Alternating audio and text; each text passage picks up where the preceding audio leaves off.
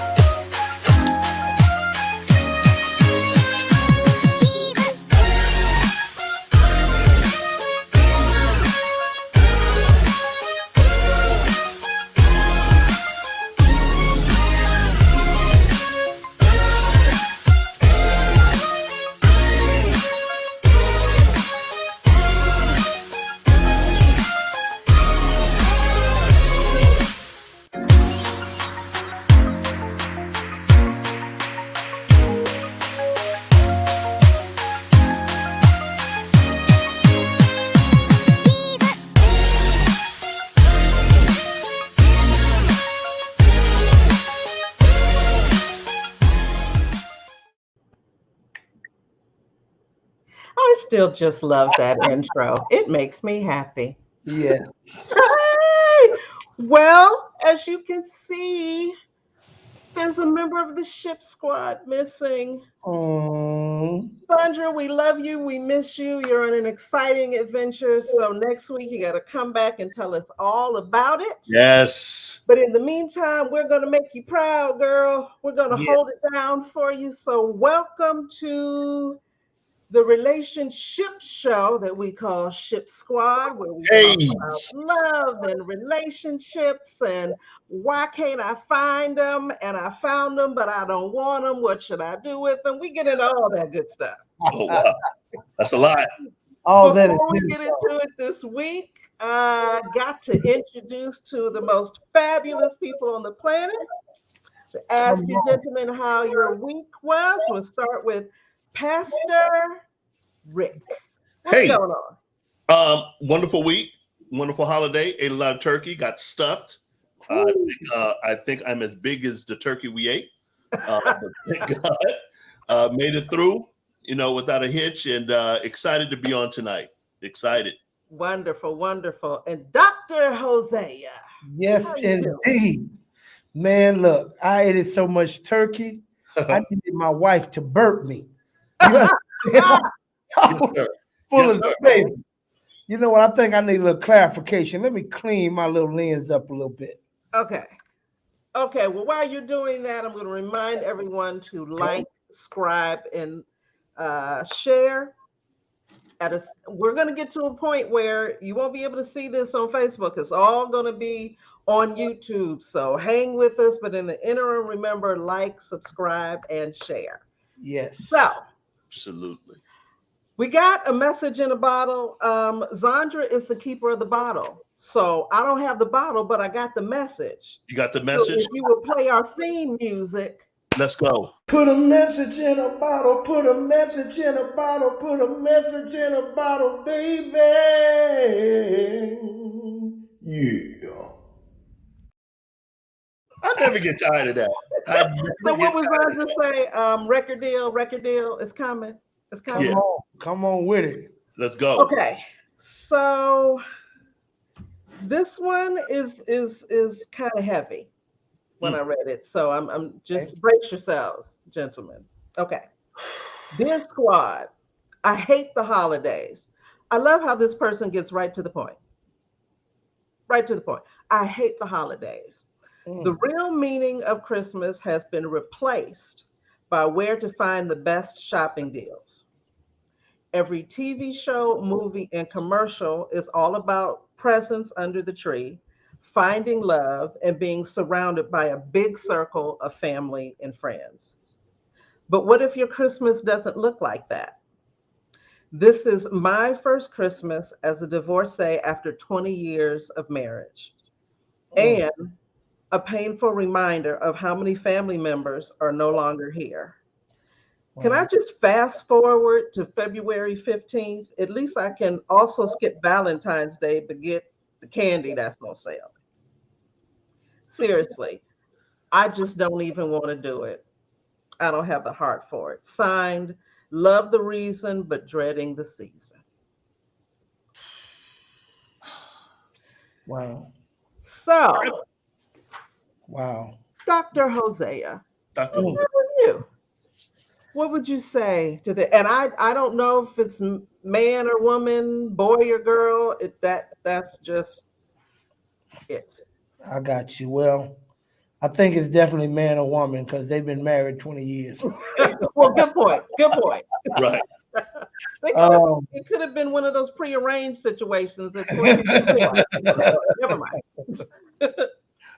This is a tough one because it sounds like whoever this is, they may have been not grieving well and not really going through what they need to go through to deal with. I think people don't understand that divorce also creates grief. Mhm. See, grief is not only the result of someone dying. Right. You can grief is about loss. Sure.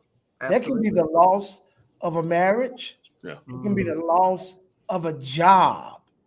Yeah. It can be the loss of a part of your body. Yeah. Wherever there's loss, there can be grief. Sure. So this person probably hasn't properly allowed themselves to grieve to the point that leads to healing. And what they're trying to do, it sounds like, is avoid the grief process. Because I don't want to put myself in a situation that reminds me of what I lost, that reminds me of what I once had, that has memories attached to it, that serves as a trigger, that causes me to be upset. They're operating in a state of avoidance, which actually prolongs the grief. Say it again. Say it again. Yeah, you're only prolonging it. Mm. What I would say to this individual, you got to face it head on. Yeah. And yes, it's not going to be comfortable. It sucks. It's not going to be easy. But what I can promise you, if you face this holiday season head on, this is the worst it will be. Yeah. It will get easier after this if you're willing to go through the eye of the storm.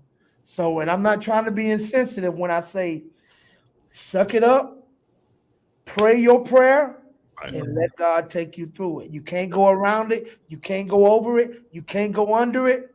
The only way is through it.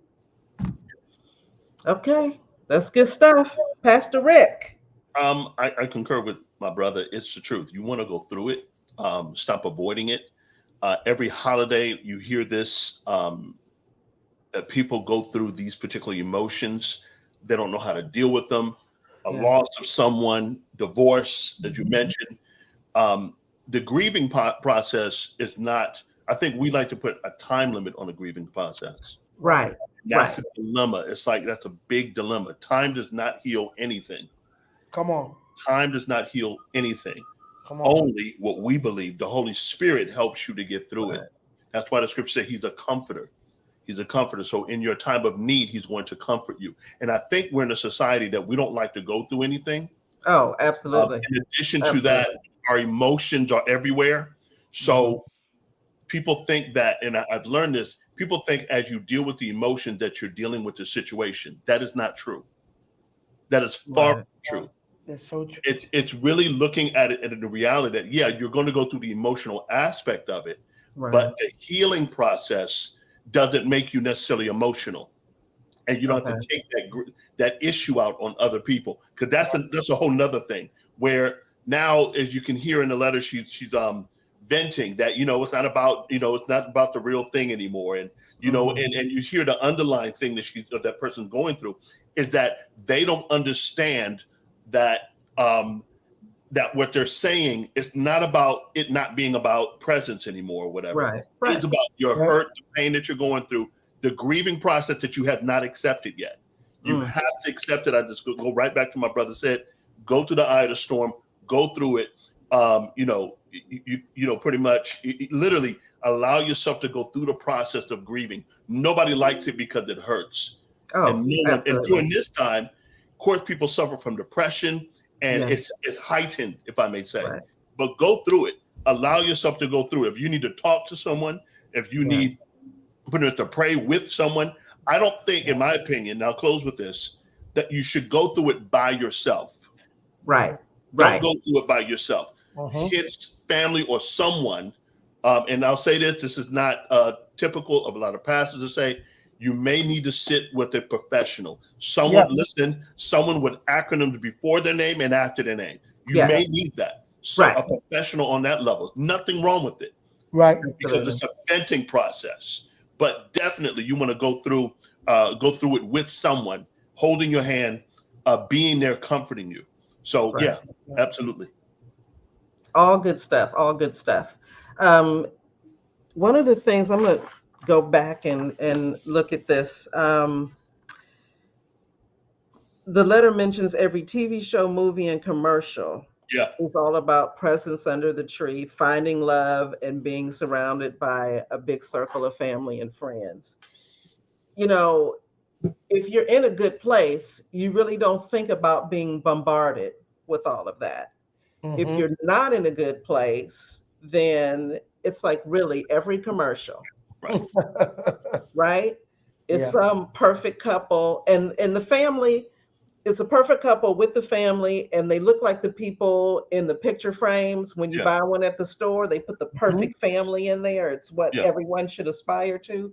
Right. It's these people under the mistletoe. Yeah. Right? Everybody's happy. Nobody looks like they have diabetes or hypertension. Nobody's struggling with anything. Everybody's healthy. It's just this myth. Yeah. Right? This fictional presentation of what this time of the year is. And it just exacerbates some of the stuff that we deal with. So if you would, Pastor Rick, if you could put up the tips for dealing, especially with grief during the holidays, because I think this is something that is helpful. I found this online. I think the website was Vista Health, something like that. Never heard of them, but the tips were good. I'm like, so we're going to rock with these. Yep. Okay, so these are tips for coping with grief during the holidays. Number one, set realistic expectations for yourself. Yep. Right? So there's the office party, your friends are having a party, both sides, 3 sides, 4 sides of your family are having parties. If it is not realistic for you to attend them all, then don't try to. You find more people exhausted after the holidays. Right. Because they went to every party. Pick what you can do. And you don't have to come and set up the party and be the last one that leaves. Yeah. Right? It's not a work shift. You don't have to clock in and contribute your 8 hours. You have to set realistic expectations for yourself. Let others know what those boundaries are and stick to them. Yep.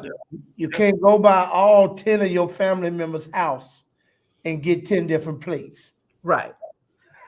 Sometimes you just need to make a trip to Trader Joe's. Yes, ma'am. And get some things that can go in the microwave, and you settle down for a long winter's nap. And and on top of that, just make sure you get some Tums or some type of because you're gonna need it. Right. Need it. Yes, ma'am. Number 2. Pepto-Bismol. Pepto. Pepto. Number 2. Yes, ma'am. Surround yourself with people who love and support you. It's good. Listen, listen, listen. You have to have an understanding of your family Yep. and your friends. Yep. Just because they have those titles don't mean those are the people that you should surround yourself That Yeah. part. with during this time, because Right. they may have unrealistic expectations Right. Yeah. that they put on you, right? So step back. For instance, and this is to my single folk, and I love y'all. I get it. Been there.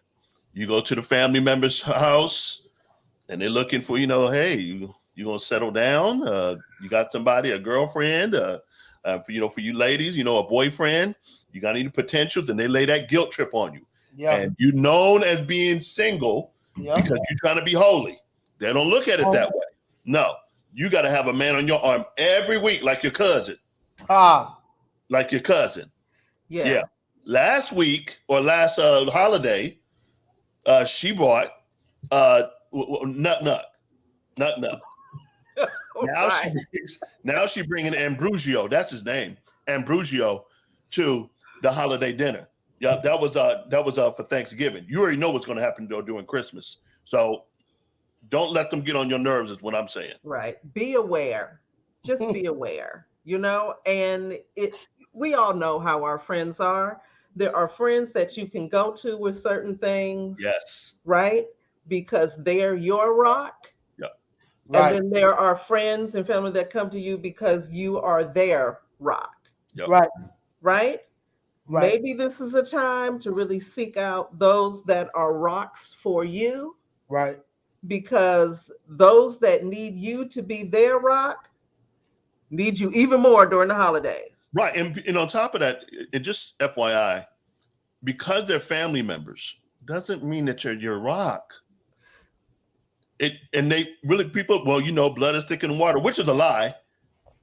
If they're not supporting you, if they don't support you, maybe you're in a different type of relationship, or maybe not at all. Right. So you have to really, pretty much scout that out. And it's okay. Yeah, don't be isolated. Don't be on an island for the Yeah. holidays because you want to have a private pity party. That's not healthy. Right. I think that's number 3. Oh, number 3, we moving? Okay. There we go. Despite the temptation, try to avoid canceling the holiday. And this goes back to what you said, Dr. Hosea. As you said so eloquently, if you don't face it and go through it, it doesn't disappear. It doesn't evaporate. It doesn't dissipate. It will be waiting for you, whether it's Valentine's Day, it's President's Day, it's Easter, it's Memorial Day, Flag Day, you name it. Flag Day. It will be waiting for you. Of course, that's easier said than done because we naturally have a fight or flight reflex, right? Yeah. And the grief and all that is not necessarily something that you fight. So your response oftentimes is that flight, and that flight speaks to canceling the holiday. Absolutely. That's so true. It's not going to get any easier, but it can get better, as you said, if you face it. Right. And go through it. Otherwise, you only make it longer. Oh. You prolong, like you want it to be over, face it. You want it to last forever, avoid it. Right. Yes, Miss Colette. Yes. I remember Bishop Omer talked one time about how predators look for prey. Yep.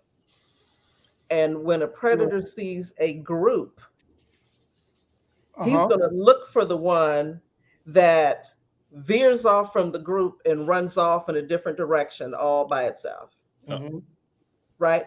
The enemy wants us to stay home, curled up in a ball, And then we tell ourselves these lies. I'm just going to be a party pooper, so I don't want to bring anybody else down. I'm just not in the mood, so I'm just going to stay up to. You know what? Pick yourself up. Right. I won't even say dry the tears. Pat them down so you can see while you're driving. If you can cry at home, you can cry at the party. You can. But if I say, With the people that love you.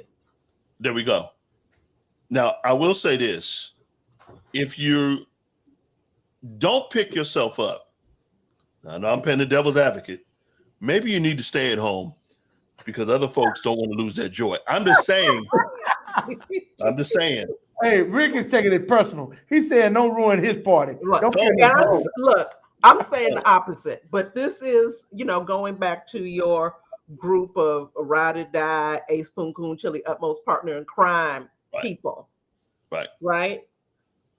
Yeah. You don't cancel the pain by canceling the holiday. Don't isolate yourself. When you isolate yourself, that's good. You are prey to the enemy, who's always roaming the earth to and fro, looking for whom he can devour. Yes, ma'am. Don't be out there just flapping in the wind.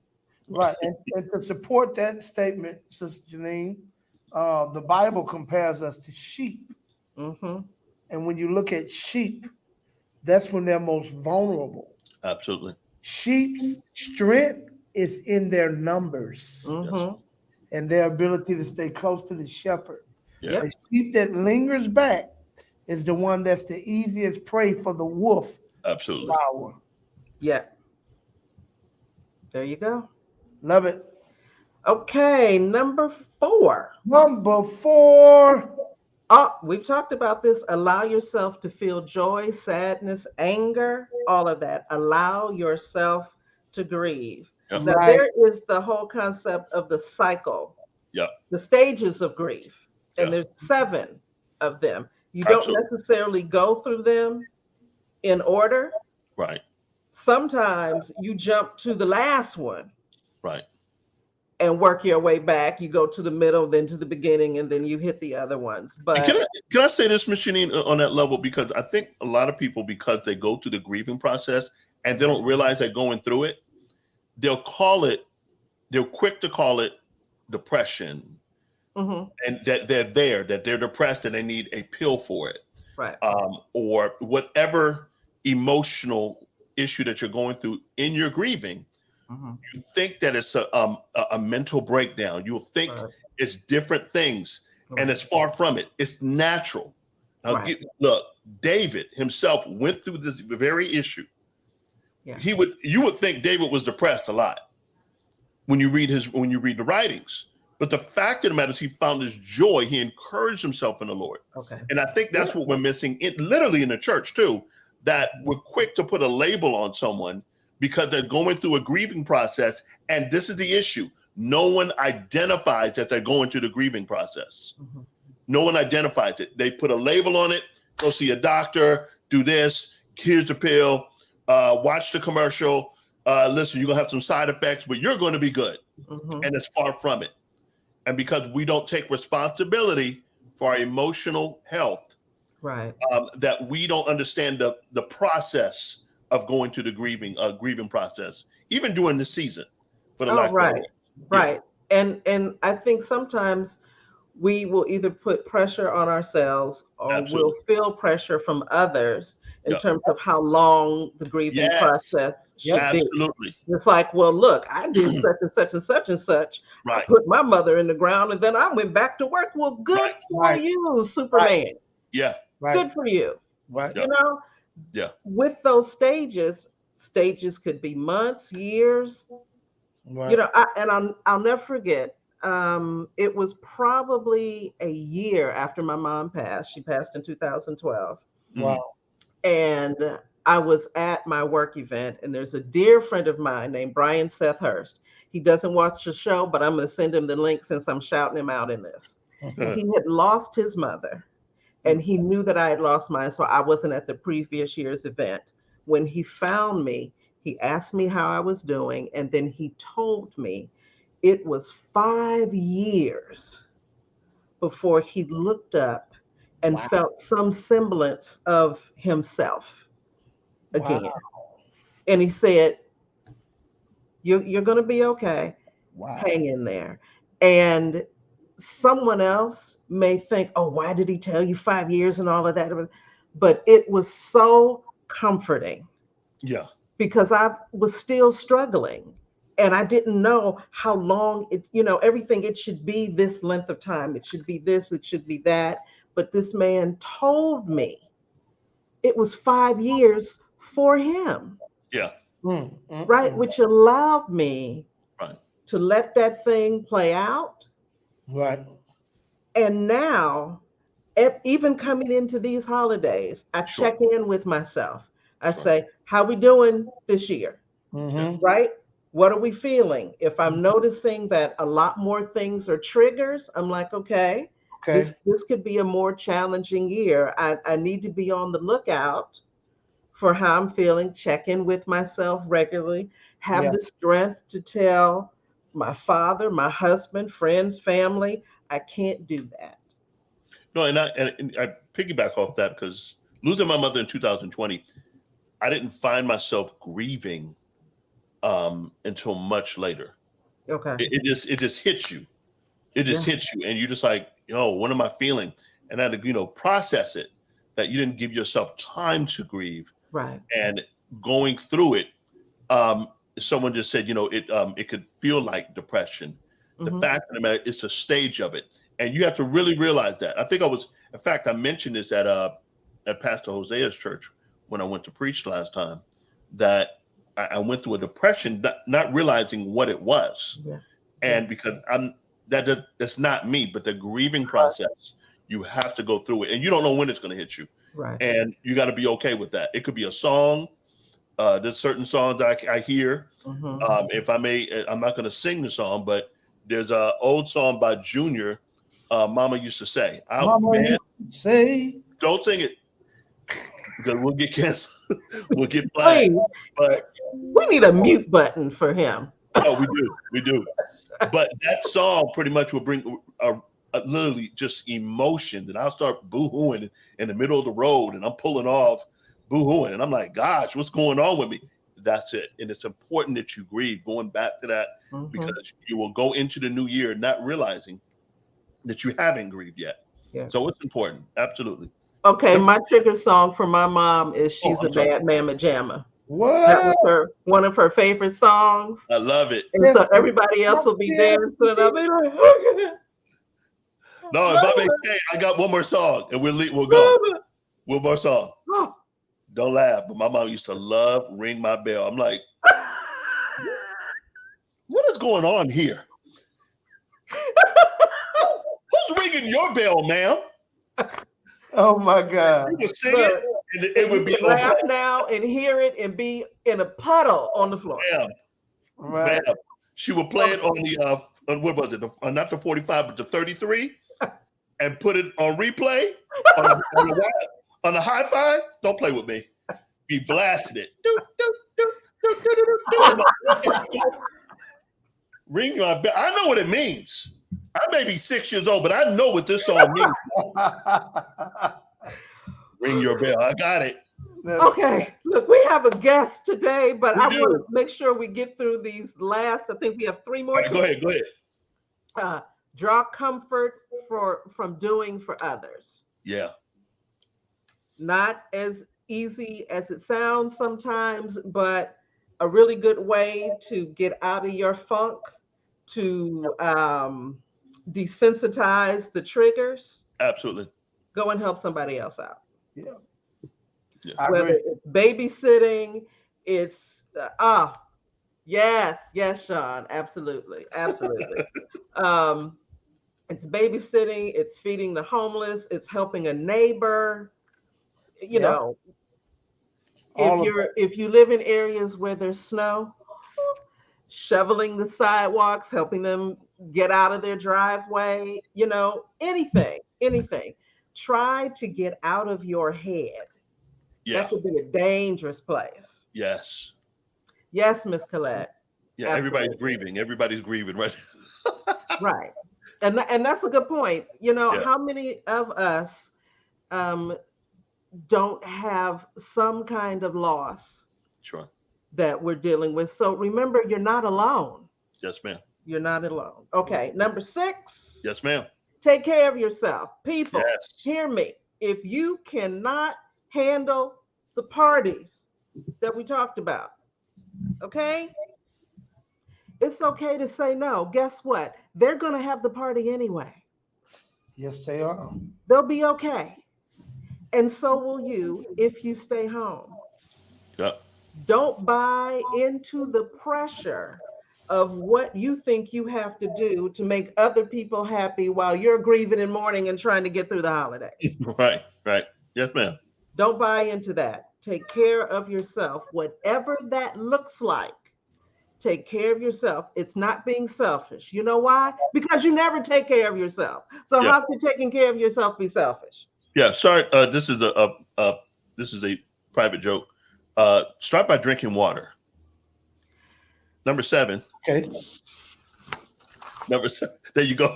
Yes, sir. That's how you do it. That's how you do it, sir. Number 7. I see number 7 here. People, I'm going to circle back to that. We're not just going to let that just and then flop. Because he made it personal.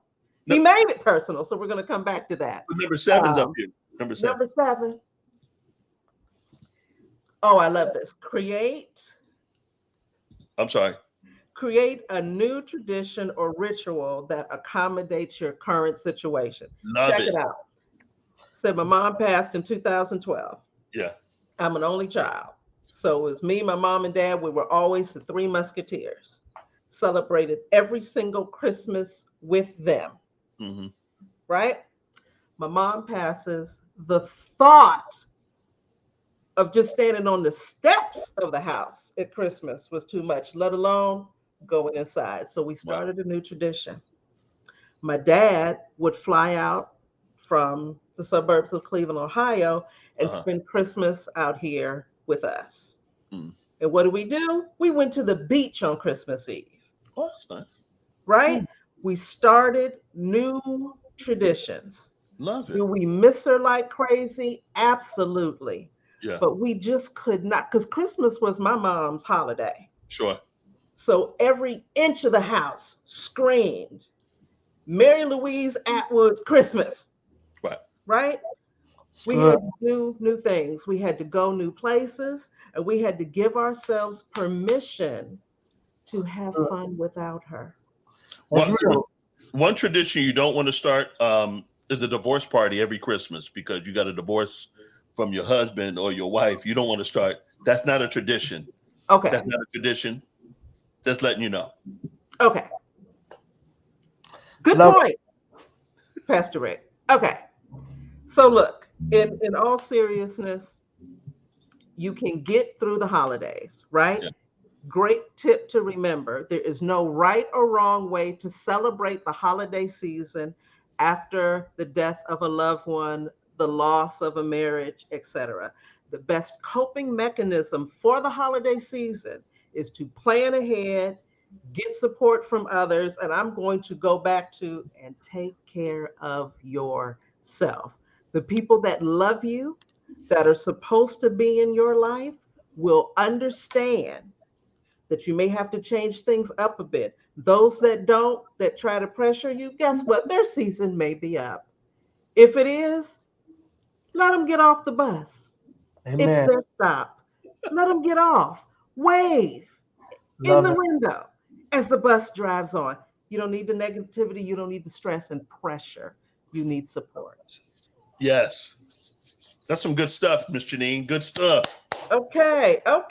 So now, what a topic we have for you, everyone. Remember, like, subscribe, and share. Yes. Okay, now our next segment is, check this out, is marriage for me. One of the most important questions I think that you could ever ask yourself and answer truthfully, right? So let's bring our guest on. Ashley, there. Oh no, she got removed. Through. She got to reconnect. We'll get her. We'll get her. So as we Connect. wait for Miss Ashley to come back in, Mhm. as I said, I think this is such an important question because if you're going through the motions of trying to find someone or trying to be found and you're on dating sites and all these kinds of things, and you haven't really dealt with that question, what are you doing? What are you doing? You have to pose the question, is marriage for me? And be open to the answer because you may find that marriage is not for you. Yeah. And that's okay because Absolutely. marriage is hard. It is. Marriage is work. I Yeah. always say your spouse should come with a W 2 and an I-9. It is What's work. that? Wait a minute. That's good. Who's that for? Woo! Work. Yeah. Work. Yeah. It requires a level of vulnerability that you probably never experienced with anyone else. It's sacrifice. There's critique Sure. that you have to face. If you are not comfortable with saying, I'm sorry, right? Taking ownership for when you just do or say something crazy, there's a lot that goes into that union. So posing that question is a priority. Yeah, it is a priority because what happens is Oh, is this. she on her way? She's on her way. Having some Okay. technical issues in the background here. Okay. I'm just waiting for her to Yeah. reconnect. I can't stress it enough. It's such a simple question, but there's freedom in the answer of how you move forward, right? No, and I think because of the statistics now, and and this is post. Well, we're still in the pandemic, but let's just say the last 3 years, the actual numbers have went through the roof on divorce. Right. People, there've been more people showing up now, outside of COVID. Now, more kids, more women have showed up to the ER hurt by their spouses or whatnot, and they're going to divorce court because they didn't see that side of their spouse ever. Right. And because of that, you see, of course, statistics have gone up even more. It used to be 50%. And listen, that was in the church. Right. Oh, yes. That was in the church. Yeah. And that was the hard part about it. So here now, and forgive me, I'm just making sure she's getting back on. I think we're good. Let me try to bring on screen. Okay. Yeah, because people, when I was growing up as a kid, marriage was understood as the thing to do. It wasn't it wasn't much of a question people asked. It was more, you were in the minority if you did not have a desire to be married one day. Right. Like it was kind of the culture that I grew up in, small town back in the South, but it was an understood thing. But today, I see things have changed a lot. It's not so much of a given. Like people do really have to ask the question, is marriage for me? There are reasons that the desire for marriage has shifted a lot in our people's mind and so on and so forth. But because of the culture, we get our guest on because I think it's an example of some things that speak to this. Awesome. We're bringing her on right now. Miss Ashley. Hi, guys. Hey, we got Hello. Finally. Hi. Thank you for joining us. Yes. No that just means that you have some fantastic jewels to share. That's and right. The enemy does not want you to be great, but here you are. So thank you so much for joining us. Welcome to the Ship Squad. Thanks for having me, guys. Absolutely. So Ashley, tell us a little bit about yourself. All right. So, my name is Ashley Ferrette. I'll give you my age. I'm 35. I know a lot of people think I'm younger than I am. Um, Just to give you a little bit of history about myself, I've been under the leadership of Pastor Hosea for the past 12 years. I'm a member of Calvary Baptist Church. And even in going into my soon to be 35th birthday, I'm still struggling with relationships. And I'm not even talking about, with a significant other, just in real life, relationships in real life, you know? Thank you Okay. for sharing that. Okay. Thank you So, for sharing that. as I mentioned to you before we started the show, we always like to ask our guests if they want to chime in about our letter. So, Mm. did you have any thoughts about the letter and this person saying, I love the reason but dread the season? Honestly, I when I heard you read the letter, I did consider, like, naturally my mind just went into my own situation of, yes, I've experienced that within, the holiday season. Um, I'll just share this with you guys. So recently, my brother, I won't say his name, but my brother got a new girlfriend. So normally what will happen at our, like, family gatherings, we play game night and stuff, and he'd be my partner. But now he has a girlfriend now, so now I don't have no partner. Okay. And then I'm like, wait a minute, he younger than me, everybody in here younger than me, a couple other people older than me, and everybody married. I'm like, oh, okay. So that's what my family gathering was looking like. It was looking real, arm empty. Yes, yes. We have definitely been there. Been And so, there. yeah, I've been watching. Of course, I watch a lot of. I'm a fan. So, my favorite movie is Titanic. So I love romance. And then obviously it's Christmas coming on. You know all the shows about kissing under the mistletoe and Right. all of that. But so just growing up in my dynamic, I never in my family dynamic, I never the obviously the first representation of a relationship is our parents, right? Right. Mhm. So that's the first determining factor of how we relate to other people. Right. That's one. And then another thing is I didn't grow up with that.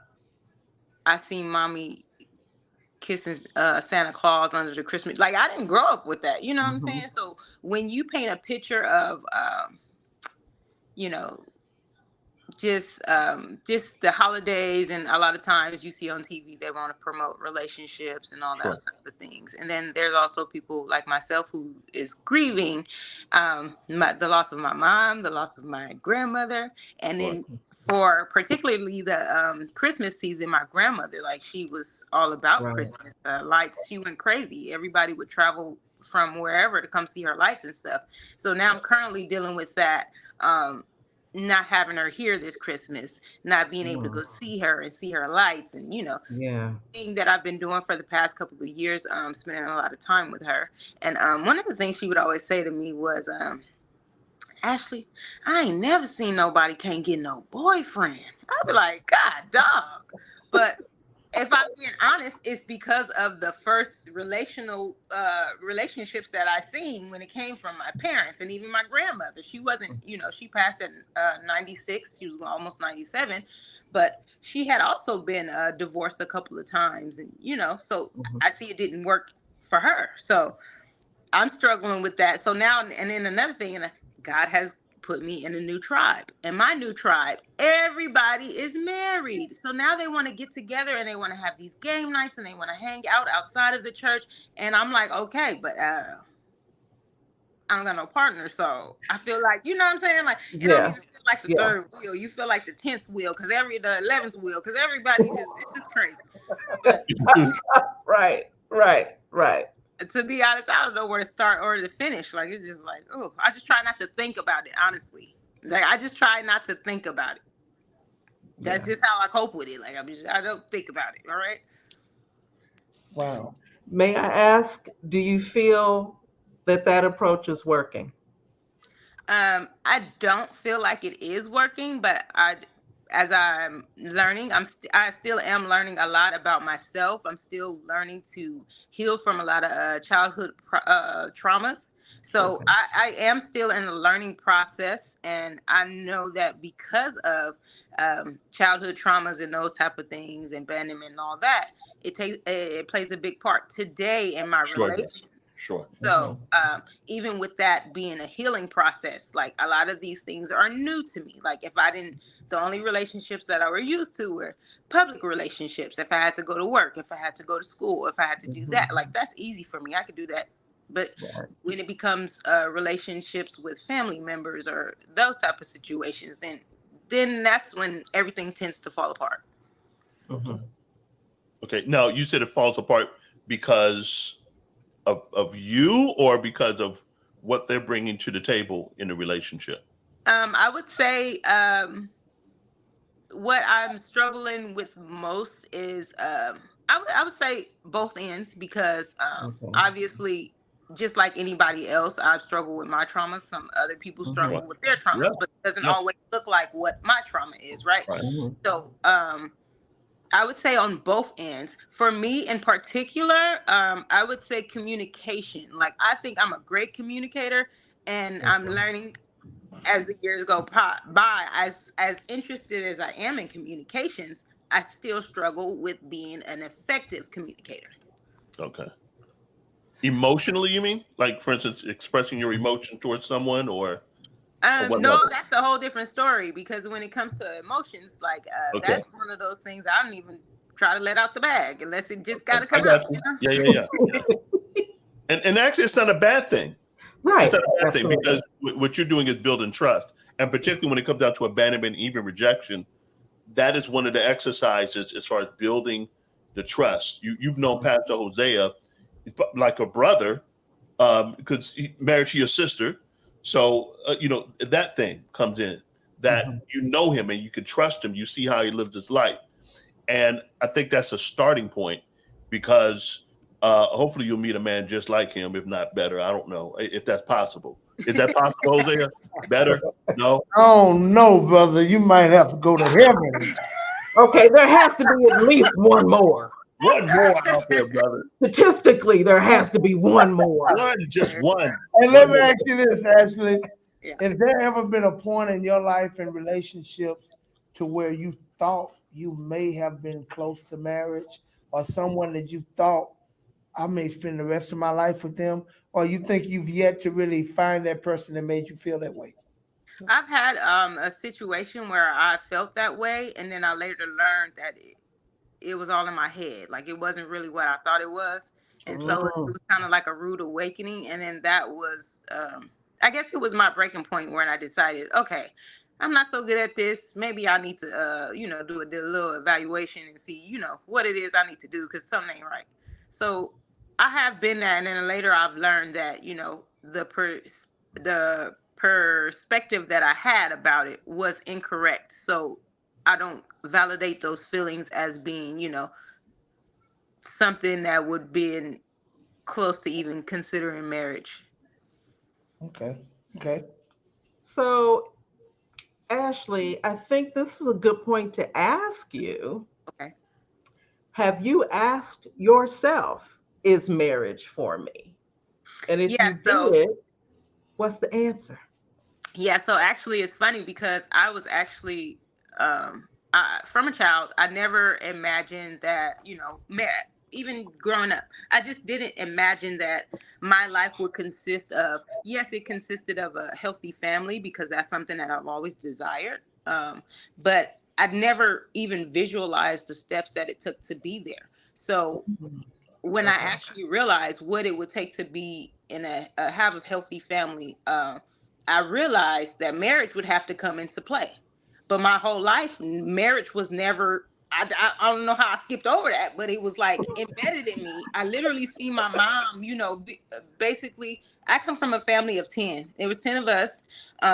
Yeah, I'm adopted, and my mom literally like raised us all. I literally watched her do everything, like make the money, take care of all of us, provide for us, do whatever it is that needed to be done. So in my head, I didn't think about I never thought about why would I need a husband? Like I see my mom doing everything. So Okay. why what makes would sense. that be? You know?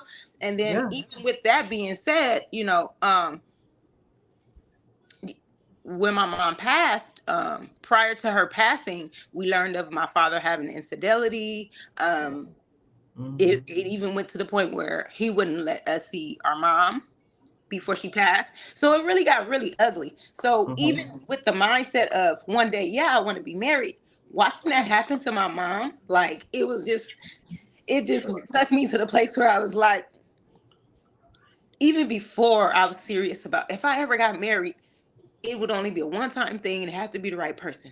But then watching that happen to my mom, I'm like, I don't jumping into marriage is not at the forefront of my mind, right? It's like, no, like It's it terrifying. just was like, I Yeah. was like, no, I don't, it's not something that I want to jump into. Even now, watching women who are married, or even watching old time videos where you see where it was normal to be married and grow up with a father and a mother household, you still only see the woman being treated a certain way to a certain extent, and their role only being important to a small amount.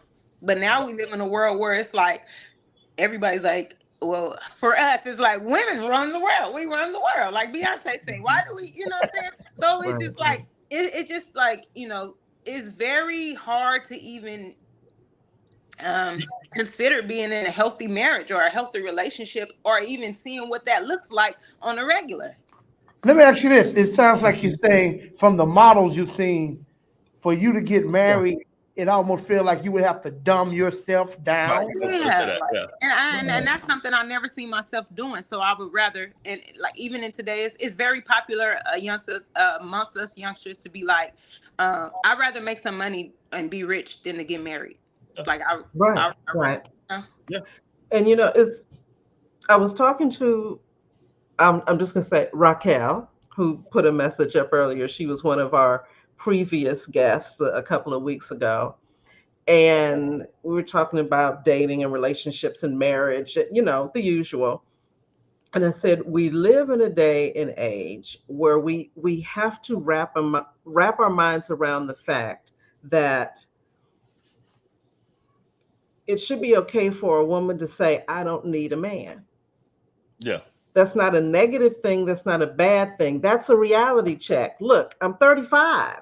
I'm 45. I'm 50. I've had to pay rent, mortgage, car notes, feed myself, deal with the plumbing when it's backed up.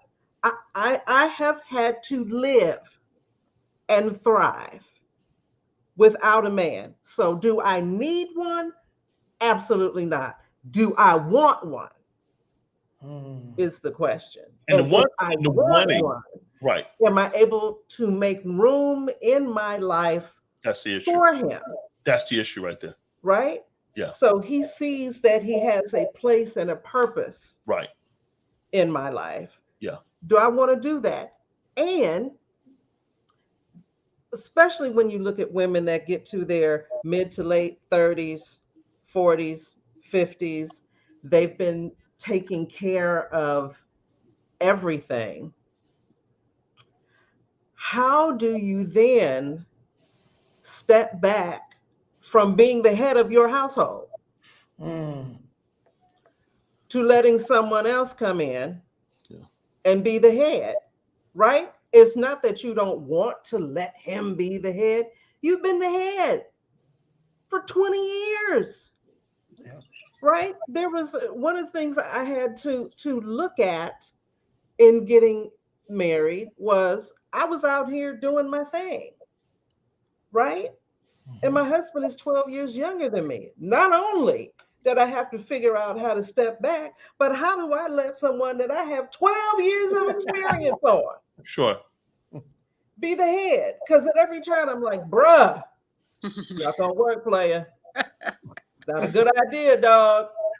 I tried that 10 years ago. I'm telling you, Well, in all fairness, to that, women mature 4 years faster than men. So we're going to make that mistake anyway. So it didn't matter if he was the same age or not.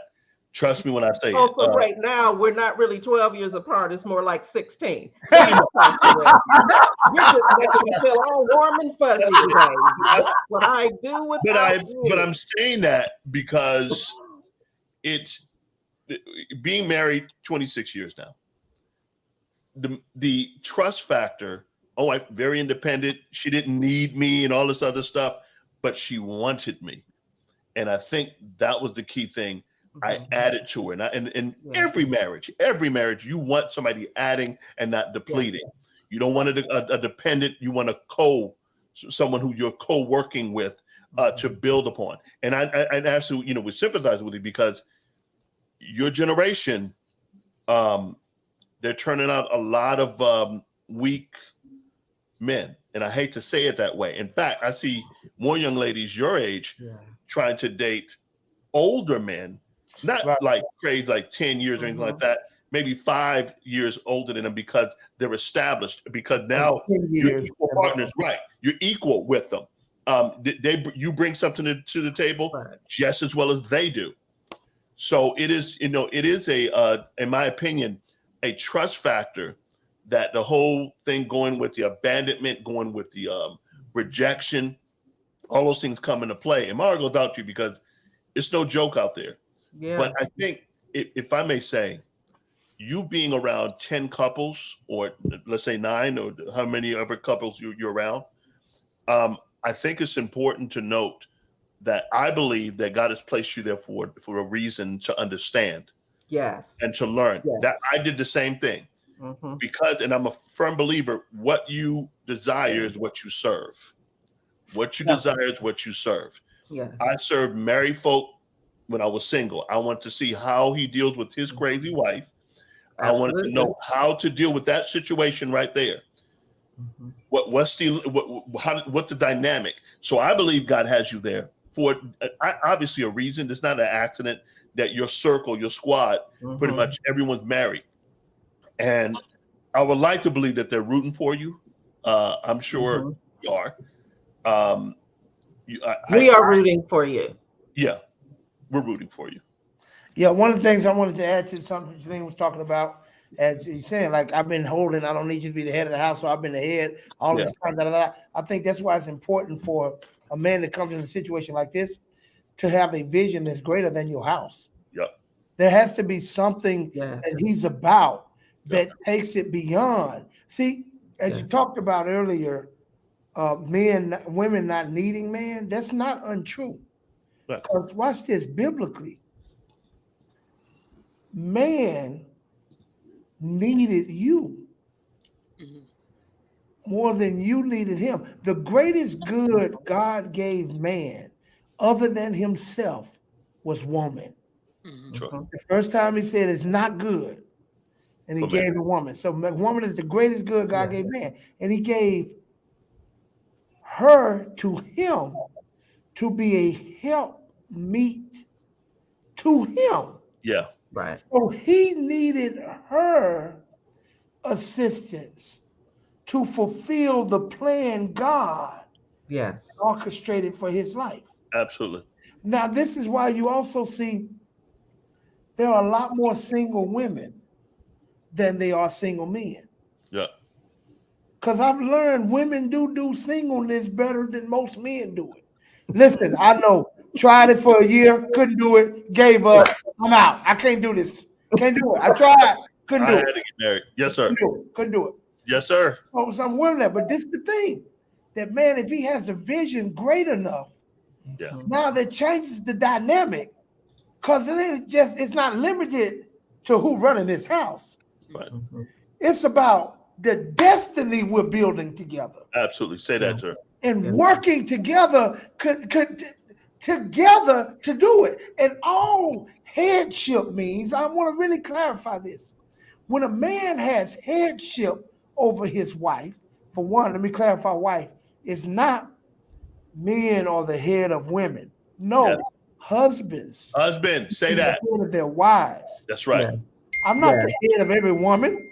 Right. There's one woman I'm the head of. One, sir. You understand? So now, what does that headship look like?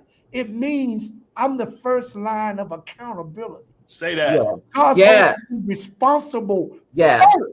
Now he dealt with Eve too, but he dealt with Adam first. Come on.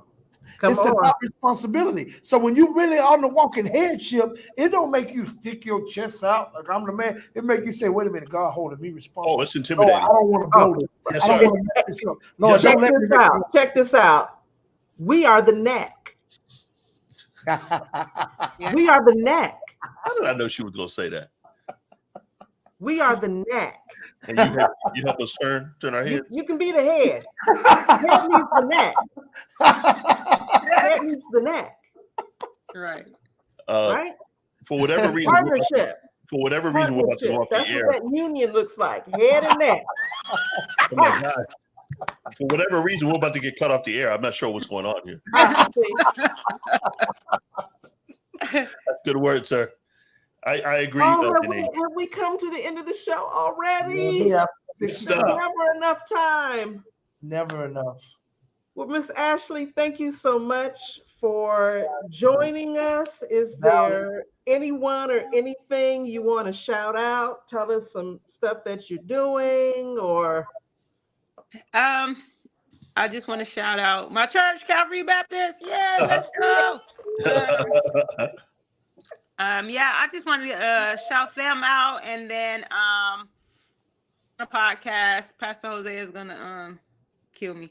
I've been working on a podcast for a little while, but he's trying to get me back into the I guess I just be holding myself up. There's no real reason that I'm holding myself up. But I'm gonna start a podcast, and I'm gonna be talking about cycles, where basically I am identifying what cycles are, what they may look like, how many cycles differ from other people's, how to address them and overcome those cycles. A lot of people don't even know how to identify those cycles, or what a cycle looks like. So I just want to bring awareness to it. I want to be able to help people who are in cycles who don't even realize it, and just give them something that's practical to be able to break those cycles. Wonderful. I love it. Please, but when it is keep us ready, posted. I will. Please keep us posted so we can let our folks know what's going on and where to check you out, and how do they follow you? Watch it, and where's it going to be? So my actual Instagram page is it's under Queen Ashley Ali, and then my Facebook page is just under Ashley Ferrette, my actual name, and those are my handles for now. Wonderful. But I want to say thank you. I'm looking for it. Cycles, people. Yes. We're going to learn about different cycles and how to recognize them and figure out where you are in the cycle. And if you're in a loop, if you need a new cycle, amen. And healthy cycles too. Healthy cycles. Ooh, look at that. Healthy cycles. How many of us have unhealthy cycles? Right. Let's get rid of those. Now, that's a New Year's resolution. Don't lie and say you're going to lose weight, because you're not. Why don't you let go, amen, of the unhealthy cycle? I'm not going to lie. Now, that's doable. I like that. Yeah, I like that. I'm losing weight. As always, it has been a blast. Thank you, Ship Squad. Thank you, Zandra, for letting me fill in for you. I hope you are pleased in your absence. We look forward to you joining us again next week. Have fun on your adventure. Thanks, everybody, for watching. Remember to like, subscribe, and share. Yes. And we'll be back next week with more talk about relationships. Woo! Bye, everybody. Bye.